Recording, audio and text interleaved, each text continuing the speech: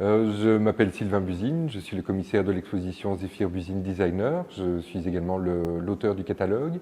Je suis le petit-fils de Zéphyr Buzine. Je suis professeur à la Cambre Arts Visuels du cours de bois et responsable des ateliers techniques, et je suis moi-même designer. Zéphyr Buzine, il a fait les arts décoratifs aux Instituts Saint-Luc à Tournai, juste avant la guerre. Il a commencé ça très très jeune, à une dizaine d'années. C'était des études en pensionnat qui duraient presque 10 ans. Et c'est vraiment un passage qui va être formateur pour toute sa carrière entière. Premièrement parce que c'est là qu'il va premièrement être formé à l'art et la peinture, mais on ne se résume pas à former des jeunes gens à l'art, on les forme aussi à faire du modelage, de la typographie, de la sculpture.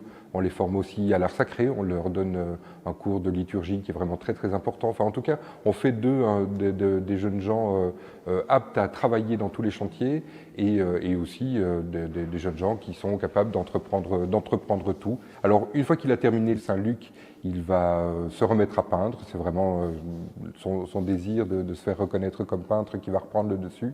Et puis la guerre va éclater et donc il va être amené à faire d'autres choses que de la peinture, travailler pour pouvoir survivre, travailler pour pouvoir payer l'atelier de peintre dont il rêve. Et voilà, ce sont une sorte de rencontres et de coïncidences qui vont faire que Buzine va travailler pendant 30 années à la création d'autres choses que de la peinture, qu'il ne va jamais oublier, qui va rester toujours le point principal de sa carrière, mais qui fait qu'à côté de la peinture, il va dessiner une foule d'objets, de l'art religieux, du design, plein de choses, de la tapisserie et des vitraux. C'est quelqu'un qui n'a peur de rien, qui, grâce aussi au bagage de Saint-Luc, le bagage tout à fait technique, décide de prendre tous les chantiers qui passent devant lui. Alors il y a presque quelque chose de moral, c'est-à-dire que tous les chantiers sont bons à prendre, tout est honorable et il désire mettre de la beauté dans chaque chose de la vie quotidienne, mais aussi simplement parce que pour survivre, il décide de prendre tous les chantiers parce que tout va lui permettre de pouvoir continuer à travailler. Tout ça s'organise comme ça. Mais donc il va faire de la céramique alors qu'il n'en a jamais fait, il va ouvrir un atelier de céramique, acheter un four et entamer la céramique. Il va avoir des commandes de vitraux. En tout cas, la possibilité de commandes de vitraux est vraiment très énorme parce que les bombardements de la guerre ont soufflé les vitraux des églises et des maisons, etc. Et donc il va y avoir une demande qui est assez colossale. Et Zéphyr Buzine se met à faire des vitraux et le fait dans son propre atelier, c'est-à-dire les dessine et les construit. Il va également les placer. Il sait tailler la pierre, il sait tailler le bois. Il sait absolument tout faire. Zéphyr Buzine va dessiner énormément de mobilier, mais là à nouveau c'est vraiment le fruit de rencontres et de hasards et d'une succession de choses. Il va dessiner d'abord pour sa propre consommation, c'est-à-dire qu'il a acheté une maison à Mons et il va devoir en faire le mobilier et il va dessiner d'abord le mobilier de sa propre salle à manger. Donc une énorme table avec des chaises et des bancs qui vont avec. Et puis grâce à ça, d'autres membres de la famille vont lui demander de dessiner des choses et puis des amis vont lui demander de dessiner des choses et puis des notables de la région de Mons. Ça se propage comme ça un peu par bouche à oreille. Ce qui est aussi très notable, c'est qu'il va rencontrer très tôt Jacques Dupuy, l'architecte, avec qui il va dessiner aussi, ou en tout cas peut-être pour qui il va dessiner du mobilier, notamment pour monsieur et madame Dumont de Braine-le-Comte, pour une maison qui est en gestation et qui va être signée de la main de Jacques Dupuy. Eh bien, il faut dessiner le mobilier qui va aller avec la maison.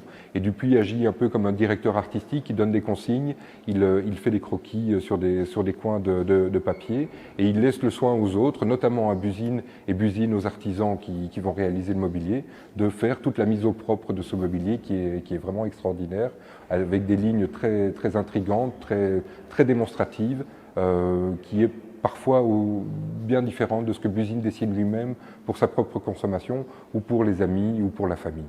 La plupart des pièces qui sont montrées ici, en tout cas les pièces de mobilier, elles servent au jour le jour, peut-être pas en tout cas aux personnes qui les ont commandées directement, mais en tout cas à leurs enfants. Lorsque dans les fins des années 50, il sera invité dans les verreries de Boussu à dessiner toute une gamme de verres nouveaux, plutôt modernes, pour revoir la production de la verrerie. Il va aller au contact des souffleurs, il va lui-même apprendre à souffler, il va faire quelques essais qui existent encore de vases et de pots, etc., qu'il va souffler lui-même pour comprendre tout à fait le matériau et grâce à ça pouvoir dessiner au mieux les choses par rapport aux contraintes de la verrerie. Donc il va redessiner le packaging, redessiner les familles de verre, il va refaire le logo, il va faire les papiers en tête, il va faire absolument tout. Et c'est quelque chose non seulement qui est évidemment très intéressant parce qu'on a presque, non pas une œuvre d'art totale, mais un design global, mais c'est très intéressant surtout parce que ça paye. C'est vraiment quelque chose qui fonctionne et le succès est au rendez-vous et les verreries de Boussu vont pouvoir continuer à accroître leur chiffre d'affaires pendant des décennies grâce à des prises de position qui auront été faites de fin 50, début 60. Alors Zéphyr Buzyn, moi je ne l'ai pas connu, il est mort avant ma naissance, il est mort en 76 et moi je suis né en 81. Après avoir fait cette exposition, après avoir travaillé dessus, j'ai vraiment l'impression que c'est quelqu'un de très simple. Et c'est ce qui fait aussi cette exposition simple et facile et accessible, c'est que c'est quelqu'un qui est capable d'emmagasiner ce que les choses ce que d'autres ont pensé avant lui. Il s'imprègne de plein d'informations et il parvient à les retraduire sous forme de dessins d'objets, de design mobilier, de design verrier, mais les choses sont très accessibles, très simples, très allant de soi. Et donc tout ceci avait été resté dans les cartons de Zéphyr Buzyn et n'avait jamais été montré. Donc c'était une formidable opportunité de venir avec un ancien nouveau designer et de faire une exposition de plein de choses qui avaient été cachées et qui une fois mises tout ensemble, ont beaucoup de sens dans l'histoire du design et de l'artisanat en Belgique.